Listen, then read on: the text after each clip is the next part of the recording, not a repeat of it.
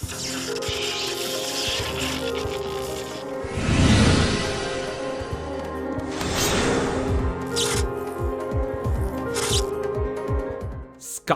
Ad Caelum, the mysterious world that supposedly is the nexus of all worlds, and a seat of power for all Keyblade wielders, formerly. But in this video, I've got something really cool to share with you, and I got a couple of theories brewing on about this. Hey guys, it's HMK, and I hope you guys are ready once again. Strap on in, it's a wild ride. Before anything else, this is a video focusing on the classroom found within Scala Ad Caelum. You know it, the one where young Eraqus and young Xehanort play chess after every class with their teacher, their master, their mysterious master.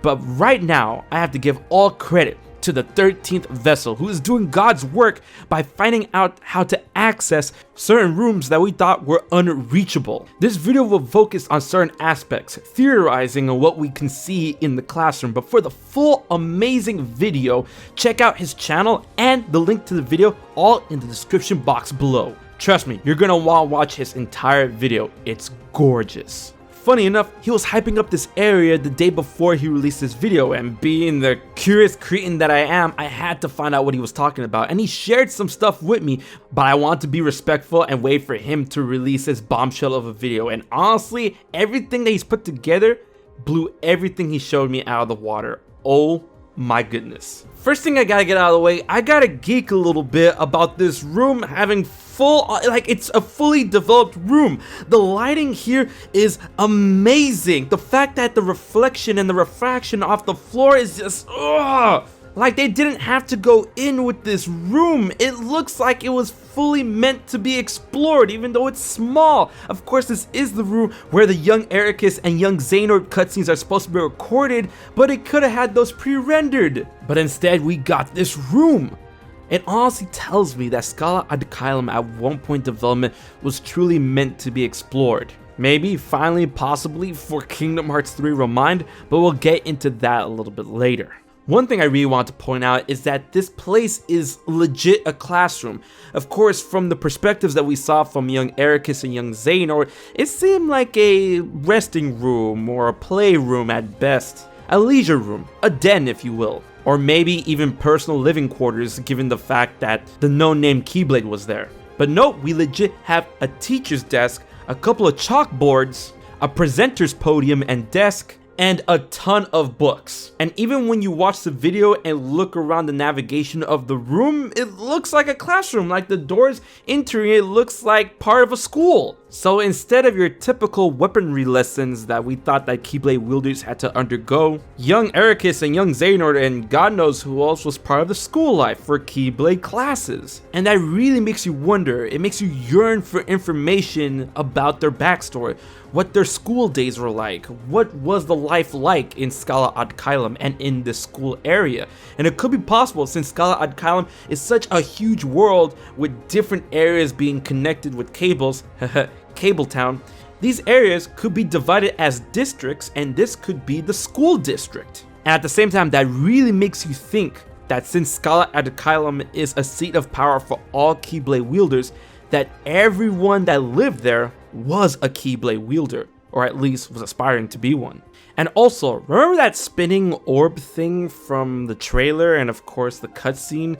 It's there, but the orb is not inside of that spinning thing. But that thing is spinning, it spins. Guys, it spins. And this machine is very odd because it seems pretty important, but we have no idea what it does. And also, it should be said that somewhere else in this room, there's another smaller one. I'll leave you guys to find it when you watch the video. But something I really want to get off the rails here with this spinning orb machine thing is that if Scala Ad Caelum, being that this room is fully explorable and developed, was at one point meant to be explorable, then it could be possible that they could finish the job with Kingdom Hearts 3 ReMind.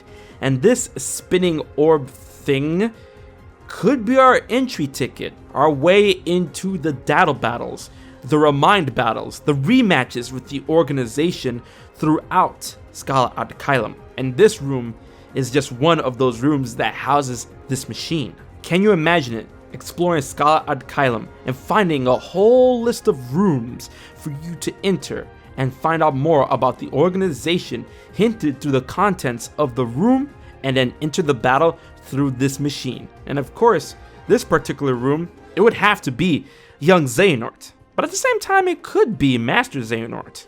Given that all of the symbolism on the floors of the ReMind battles, I feel that's a possibility, considering that now we know that this room is fully explorable. And one majorly huge thing that I want to talk about is this huge banner in the room that has the Book of Prophecy symbol, which I believe is the symbol of the Master of Masters. Well, a couple more symbols and some interesting things when it comes to numbers in the Kingdom Hearts series. At the top, it has a bunch of marks, 13 to be exact. And of course, this could represent the 13 Seekers of Darkness. But at the bottom, there is one symbol, but that symbol has many points to it, all connected at the middle. And it has 7 points, which of course could represent the 7 Guardians of Light. But I feel that this is very poetic in the way they represent these two factions, because the 13 marks at the top, even though they're all there kind of together, they're separate. They're not in any way, shape, or form touching each other. And if this represents the 13 Seekers of Darkness, this does in turn represent the darkness, because they are just there to be a team to serve Master Xehanort. They're not really friends, and while being on a team, they're all alone in their own right. Just like how young Xehanort said, the darkness of being alone is a power in its own right. They are all separate, yet the symbol at the bottom that represents or could represent the 7 Guardians of Light, it is one symbol. They are all unified. They are all connected to each other. The light of connection, the light of friendship, the power of being together. My friends are my power. I think this is a beautiful way to convey the message of these two teams and the two elements they represent. 13 obviously mean the 13 darknesses, yet they are all separate, sort of independent of each other, yet still being part of the same faction. And the 7 Guardians of Light are all friends, comrades. Their hearts are connected, tied to each other, and that's what serves the light. Nomura is a madman. But another thing about this banner is of course the symbol on the Book of Prophecies. There's something a little bit different about it. I'm not talking about its own symbol, but what's around it. There are 5 symbols, and if you look closely and try to understand what they represent, those are the Union leaders. Those are the representations of the other foretellers: Ira, Ava, Envy, Ngula, and Aced. Although these markings are weird, you can make out a unicorn, a snake, a bear, a fox, and a leopard. In hindsight, I find it a bit funny if this thing was hanging on the wall in the room that young Eraqus and young Xehanort were in, and then young Xehanort is grilling young Eraqus about the Lost Masters, and then he's like, "Where did you hear that from?" I'm like, bro, it's literally over there on the wall. What? And then, all in all, it really makes you wonder, why is Eraqus even in the Land of Departure? And why is the Land of Departure even a thing if Scala Ad Caelum was such an important place for all Keyblade wielders, and if this is truly where young Xehanort and young Eraqus learned how to use the Keyblade and whatnot, then why is the Land of Departure a thing? Is the Land of Departure a forgotten piece of Scala Ad Caelum? And why is it so important to the master of Eraqus and Xehanort as being a place of sacred, neutral ground? I mean, of course, it is in the realm in between, and that's pretty important, but why was it so important for a place like that to be there if Scala Ad Caelum is a place? It really makes you wonder what has become of this world and what we can see in the future of Kingdom Hearts when it comes to the Stairway to the Sky. I feel Nomura and the team just gave us a taste on how important this world could be, and in the future Kingdom Hearts games, and possibly in Kingdom Hearts ReMind, we will finally know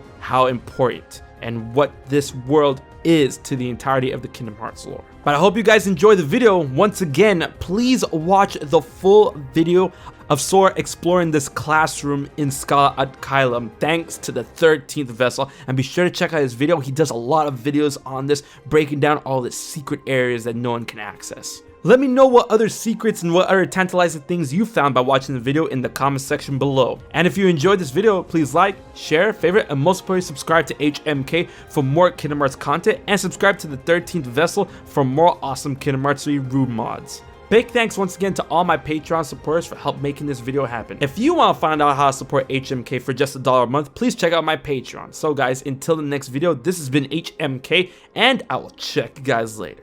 So you haven't subscribed to HMK yet? Don't piss Xemnas off.